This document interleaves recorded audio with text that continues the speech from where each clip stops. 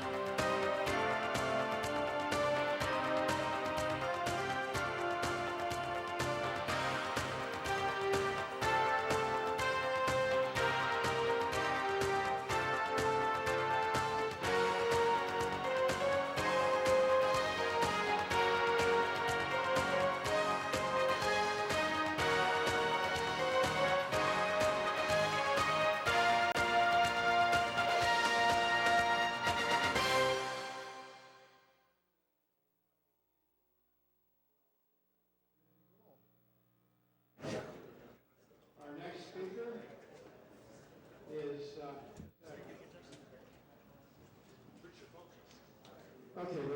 Our next speaker is Richard Motzer. He's from Glendale, Arizona. For many years, he did a video restoration business, and with the Depression raging, he got into doing some research because he had the time, and he started researching HHO equipment about 2 years ago, and he's come up with some interesting results. So we're now going to hear from Richard Motzer.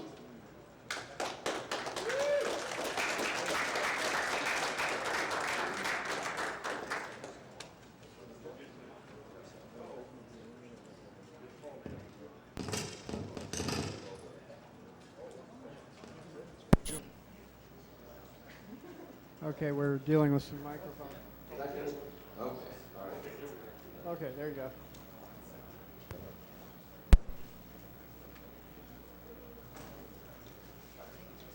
Before I start with the presentation, first I'm going to try to be on time for you, because we've got an important speaker following me.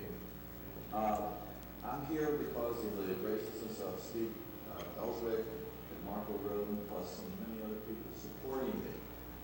And so that's why I'm physically here. But also what's important to me to understand, people like me and other people, we're at a turning point in our lives. I have to find some type of funding to continue on with this, or I have to go back to my video business and try to expand that. What I'm going to present to you today is how things happen unexpectedly. I didn't expect to be at this conference. 2 years ago, through a friend, he told me about his friend that built an HHO, cell, and he was getting about 20% more gas miles. And I got interested in it. I said, well, I can build one of those in 2 weeks. And that's 2 years from that time I said that. And, I started in without reading up on the subject. Made many cells that just simply self-destructed. So I finally decided to read the instruction book. And that instruction book I'm referring to is Patrick J. Kelly's, especially chapters 9 and 10. So what I'm going to tell you today may fly in contradiction to other things that have been said, but I believe in building things simple and not putting Band-Aids on problems. So go ahead, and I'm going to go and just go through a bunch of different slides here. And then what I need to tell you was, I suddenly realized there was something else happening in this circuit I designed. So my reason for building it was, I found out you just don't run cells on 12 volts. You can, if you, like Bob Boyce, if you build his type of cell and do it right, you need to have that 2.1 volt per set. That's very important. But everybody you see starts out using 12 volts. Why? Because it's there. And yes, you can produce HHO, but you're not going to produce it very long. Your cell is going to self-destruct in a little bit. And I'll just pass on that one there. But I needed an economical way to go from 12 volts to 3.5 volts. And so that's how I started out. And you might ask, well, why don't you just go ahead and run that cell in 12 volts? Well, I think what you're going to see here is that you have things going bad like heat. And that's why people put a PWM on there. It's a Band-Aid. Don't do it. And you're going to have thermal current and thermal runaway if you try to run a cell on 12 volts. It's just hard to isolate complicated cell structures and keep that 2.1 volt between the plates. And worst of all is the destruction of your cell. And you remember seeing these things. There's a yellow boot. There's another one. This is a cell here that's started out pretty good, and in 40 minutes it's taken the chromium out of stainless steel. And here's more time spent, more destruction. Again. And this is my friend over in England. He's working on adding magnets. It looks like the magnets will increase production, but he hasn't. He does know about running 3.5 volts. But you know what? He went back to 12 doing this experiment. And in like what they call the dry cell, you've seen damage after they've been running. You can obviously see that the plates are deteriorating. And your electrolytic should be perfectly clear if you're doing it with low voltage. What I mean is low voltage is I have two cells. One runs at 55 amps at 3.5 volts, and the smallest cell runs at 43 amps. So you're looking, this is my two element cell. And when this is running, there's no big bubbles coming out. All this small hydrogen, we call it cells or foam, is rushing to the center. From both the top and the bottom is running to the center, which makes an excellent transition through the output port into your bubbler.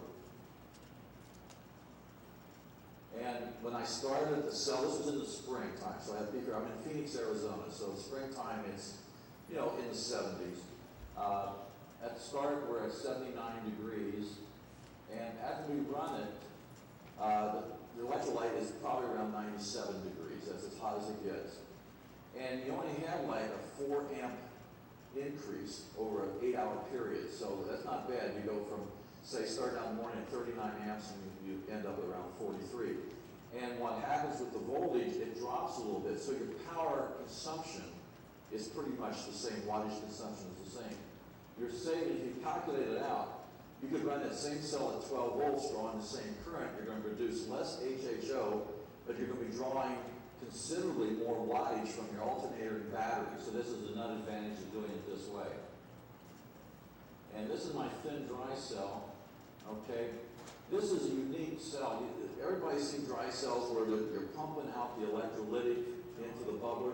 That doesn't happen with my bubbler connected to this. Nothing goes out except gas. And this is a very thin. Now, there's a secret recipe for this cell. Inside there are two 10-inch pizza pans with a spacer and an accelerator grid. And the accelerator grid is just a screen. All 304 stainless. It doesn't tarnish. It doesn't deteriorate. You need to run it at this low voltage. And that's electrolytic out of the cell that ran at 55 amps for 4 days. There's no discoloration whatsoever. And this is all from simply running the cell no higher than 3.5 volts.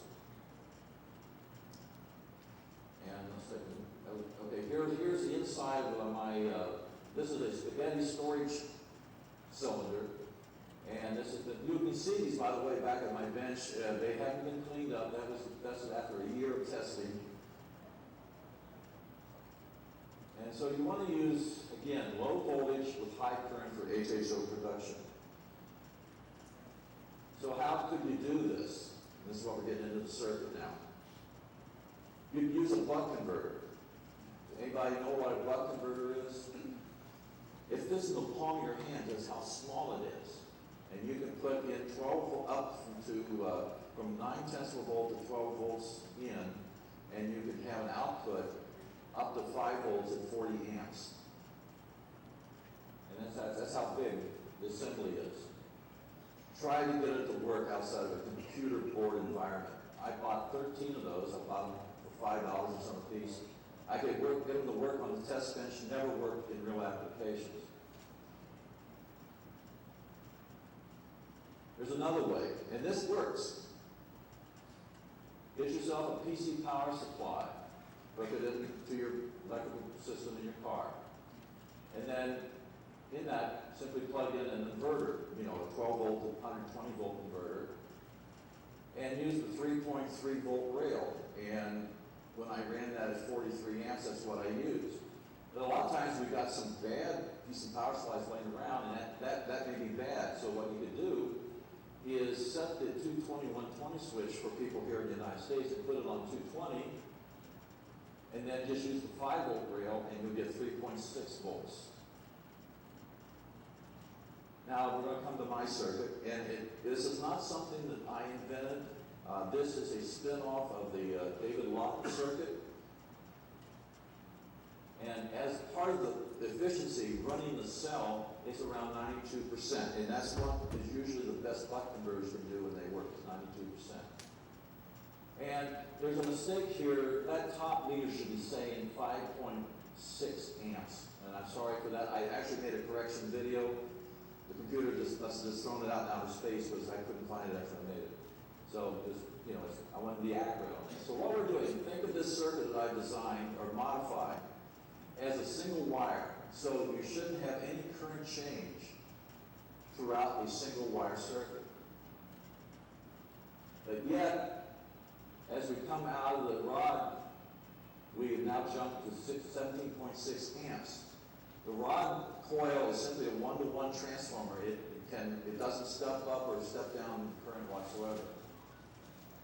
And this is kind of a simplified diagram. At my table, I'll give you the complete schematic for this.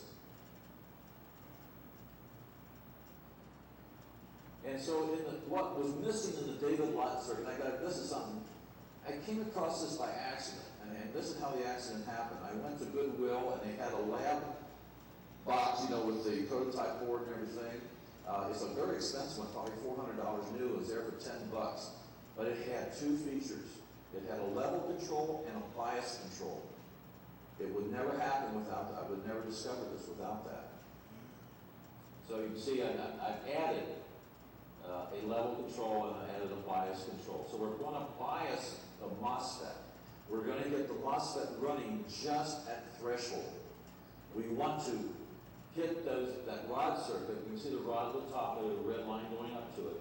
We want to make that thing pulse very sharply.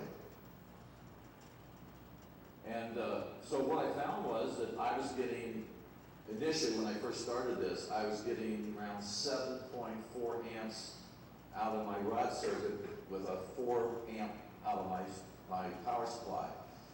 So, but my rod was getting to 300 degrees or better heat. And so I had to cool that. That cost me conversion because we had to power the fan. And like I said, my circuit is a highly modified David Lawton circuit.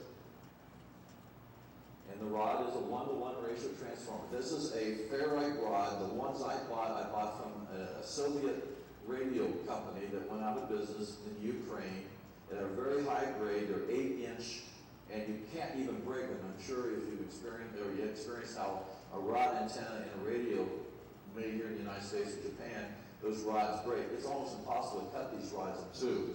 Now, do they have to be 8 inches long? I don't know. You might be able to cut those and do a 3-layer. And you need 62 turns, by the way. So it's 62 turns of 17 gauge magnet wire. And so I just want to say there's no reason why we should have a step up. And I cannot explain to you why we have this extra energy. If you can look at this toward the left side, this was my prototype MOSFET, and this was 22 gauge wire, and you can see that it's starting to melt, the enamel's starting to pop off of there. Because I didn't have a squirrel cage fan that had a wide enough airflow to cool the entire rod. When you cool it, you picked up about an extra 1 amp. And so what I'm saying is that the Overunity energy that was developed was simply dissipated as heat. Now we could take that, which would normally be a flaw, and we could turn that into a space heater that used 50% of the energy normally for a space heater. In other words, you can see the savings in that. And here's another rod I built with the same problem. And eventually it shorted out. In fact, you can see, let me go back. And it gave me all these gizmos here. You can see here, this was on top of a garbage can. This is my lab outdoors. There's 2 garbage cans in there, and this is the end of the rod here. And then you can see this squirrel cage fan. Now this is a speaker. Can't see the fan. The speaker, by the way, was an accident again. I had a hard piece of hardwood, and these are 2 magnets out of a hard drive.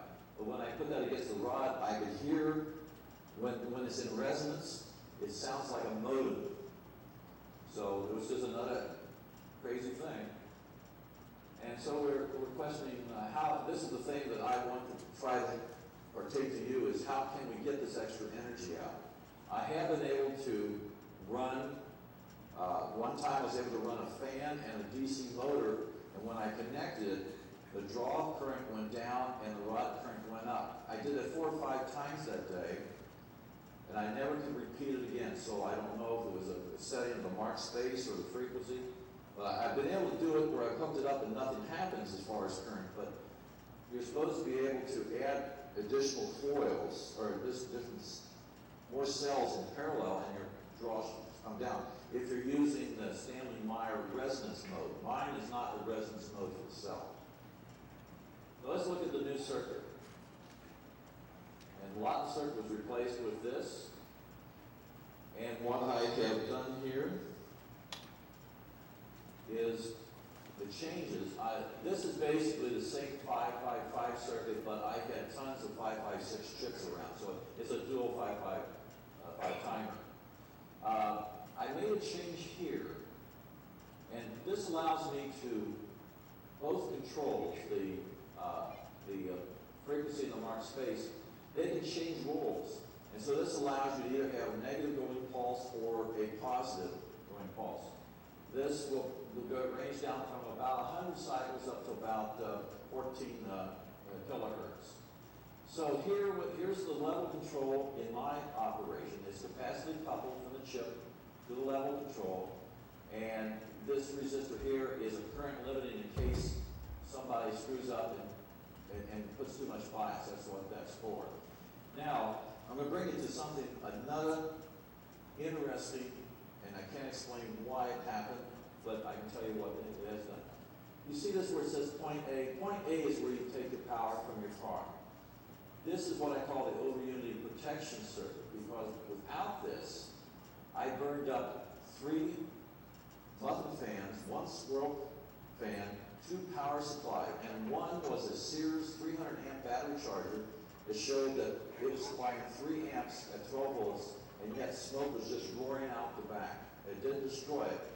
And so after I added this circuit, now that didn't happen every time I was using it. I would hit certain points in the adjustment, and that would trigger the destruction. So adding this, I have not had any more problems. The squirrel cage fan I took apart, and all the ICs were split up there. It should have just crossed the volts. It shouldn't have happened. So if you build this circuit, don't do it without this. And for outside testing, which I do when it's cool in Phoenix, and this is on display. This is my spaghetti can storage cell. The outside is stainless steel. These cost like $17. Keep it simple, but that's the thing I always do. And when you do this, you do have to, they have a press fitting at the top, and it's not airtight, so put super glue around the seams, and I'll solve that problem. And this gasket material I get at Harbor Freight is really good. They have 2 different types, and not going to live very long with the one that comes with it. So this is the way I made this particular cell. And you can look inside of it. This is the one I have displayed. I have it disassembled out there. It's a double grid accelerator. This is 304 stainless steel mesh I got from McCarran Auto Supply. It's about $200 for a 4x4 sheet. And inside, I need a load, so I use one of my Starships. It's a 9-turn dual opposed bi-filer wound thing. It's a little complicated to say, and this is really a time-consuming one, but what was nice about it, if I put the two windings in series, I had the right thing for current draw. So this is going to be used simply as a load instead of the cell, so I don't generate hydrogen out in the display room. And it's really, again, critical. 4 things: level, bias, mark space, and frequency. And I can show you out there, I'll switch out what I call the damn fast diodes. They're now called shockwave, but when I was in the TV business and repair, when switching power supplies came out, they were called damn fast diodes. We have fast diodes and damn fast diodes. This is the prototype board, and this is what's on the brochure. And you see this, whoops, I'm sorry, let me go back.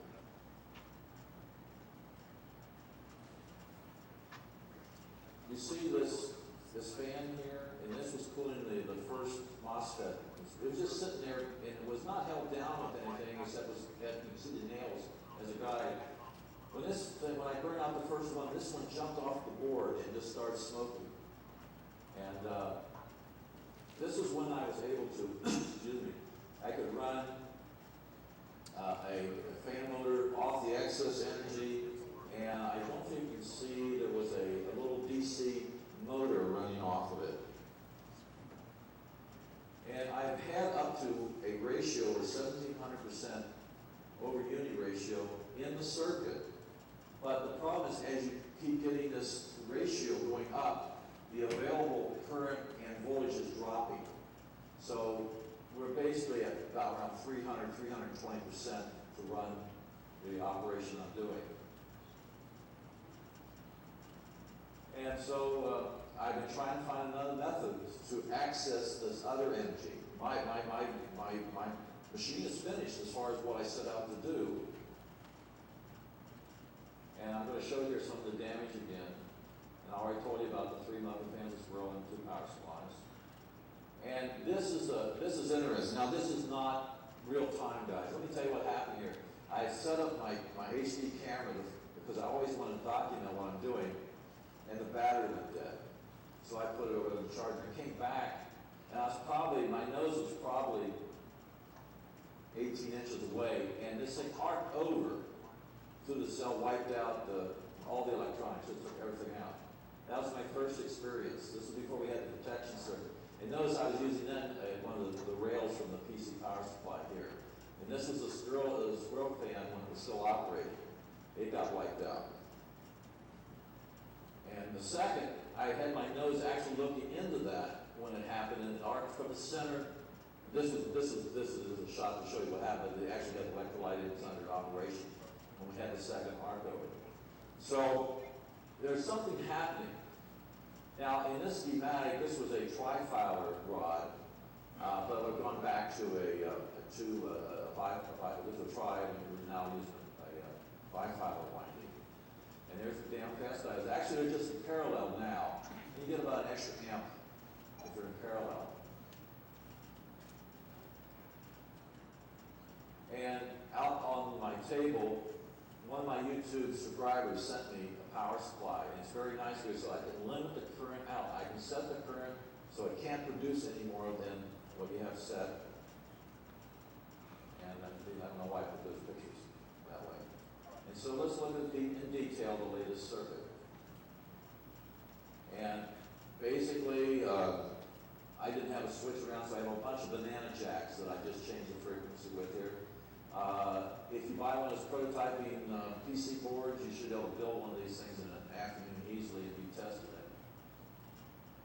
I've added here a 12K resistor in the latest circuit, and that's because sometimes the MOSFET would turn on but wouldn't turn off. So we needed to make sure it turned off. And here, you can see them up. Notice these are not balanced. Normally, you would expect to see either 222, I don't know, but I found that this is the best way to operate that. And you can probably use any diodes here. I use some a little bit faster ones. The other half of the NE556 is not used. If you went ahead and finished the circuit, you would be able then to gate the rest of the circuit with that. But I don't feel it's necessary for what I was doing as far as, remember, I was making this for my HHO cell. And just another view there, looking at the 100 microfarad cap. So I'll have 8 transistors in the circuit, and one IC, and this is heavy enough to run a road coil. And I guess maybe at this time they'll just run some of these pictures here. I'm going to be doing, I think, a presentation with Marco and some other people tomorrow. So this is a classic road coil. This is a 24-turn bifilar. And with my arthritis, it takes 5 hours or better to wind one of these. And I looked at this and I said, gee, you know, is it really commercially viable because it takes so much time? So last year, I finally acted on an instinct, and I made a first, go ahead and bring me up the next one, please.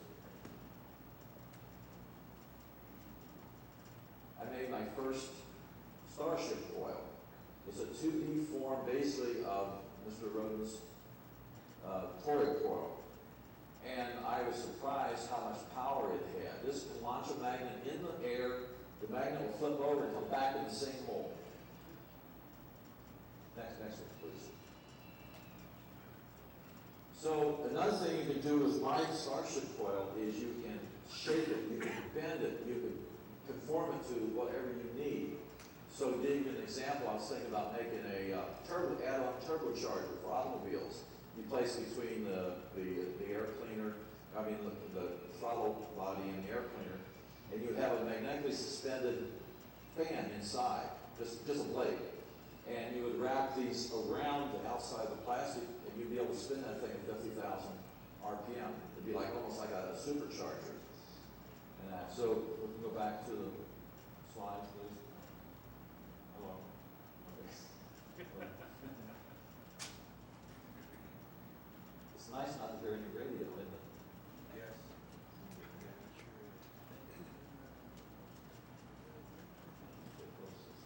You saw that, so. And like you say, it's covered that. And again, the mission here for me, for you people, if you're interested, is try to extract that extra energy from the circuit. And actually, the old version is on my YouTube channel. Pick up the new one out there. And thanks for coming.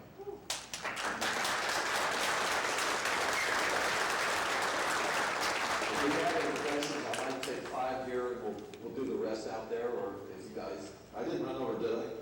No, actually. We have a couple of minutes. We can take a few. I'm going to ask you, when you raise your hand, he'll acknowledge you, and I'll hand you the mic so it'll be on the recording. Okay? When he sees your hand, you point to wherever you want. Okay, take the guy in the white shirt first. Yes, I'd like to, my name is Harvey Fiala. I'd like to understand your definition of overunity, because normally it means that you can get more power out than you put in, and you should be able to take some of the output and feed it in and have it stand alone and then go light a light bulb. Okay, now you're talking about like a perpetual motion thing, is what you're trying to say. Not perpetual So motion. you're talking about feeding it back in. If it's overunity, you're getting more out than in. Well, think about this. Go back to what I told you, that this was a series circuit, so the current should be the same throughout the series circuit. It is not. And so if you have a voltage drop across the rod at 17.6 amps. And so when you calculate the wattage difference, you got about, on the table out there, you got about 300% overunity. You need to be able to figure out how to tap into that extra. That's what I'm trying to present to you. Okay? But the advantage is that for the circuit itself, the circuit is finished for what it was intended to be. It requires you to use much less energy from your car system to produce more HHO. This is a side effect that we've seen, but your question is very valid. Yes, sir.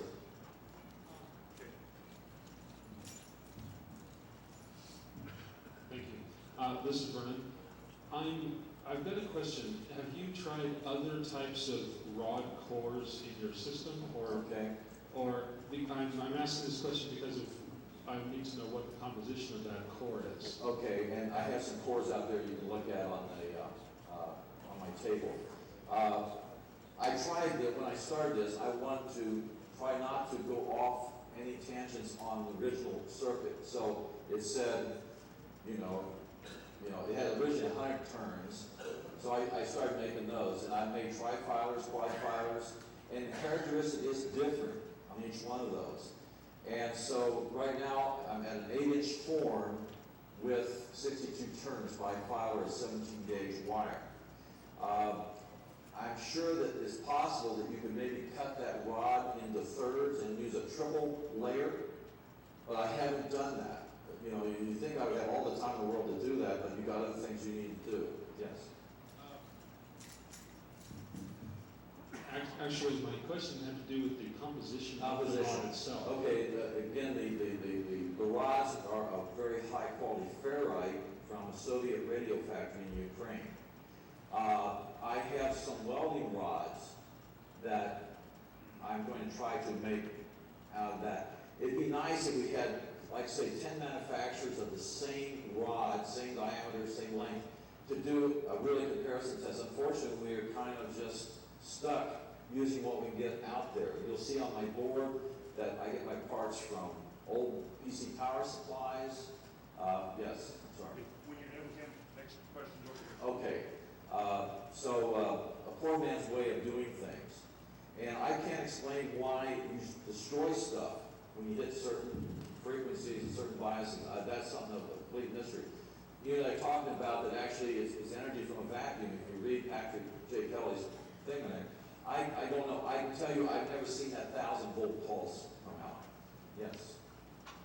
Hi, my name's Greg Archer. Where you at? Raise your hand. I can't see. Yeah. Okay.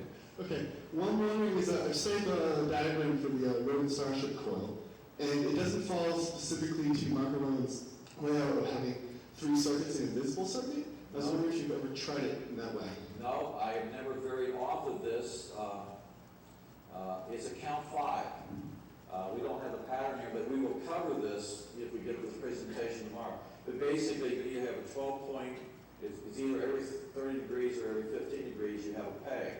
The advantage is it takes 20 minutes to wind the Starship coil versus a long time to wind a rodent coil. But there's so many patterns to investigate. And so that's what I did, but I haven't changed it. I've tried other things. We got to have a progressive wind. And the thing with the progressive line is you can break the taps between the pegs, what they call the pedals, and you could use a sequential firing to create more spin. I'm sure that could work. There's so many things to do and not really enough time to do it. Who are we up with next here? Okay, one more for Vernon. One more question. The Overunity manifestation in the circuit, is that was it actually hooked to the coil at the time, or was it just, or is this Talking about the destruction? Separate? Yes. Okay, this destruction was when I'm sorry I don't have that point, when I had the fan hooked up to the point B in the schematic, which would be, in other words, the operating point for the circuit. That's when, if I didn't have that, took out the filter, which is basically a pi filter, and some diodes that take pulses to ground, it didn't make any sense. Nothing was being destroyed in the circuit, but things like power supply feeding it and fans, they were being destroyed. But it wasn't in every setting. You'd be tuned in, trying to watch the ratios, and suddenly you got a failure on your hands. Ladies and gentlemen, Richard Motzer and good applications of rodent technology.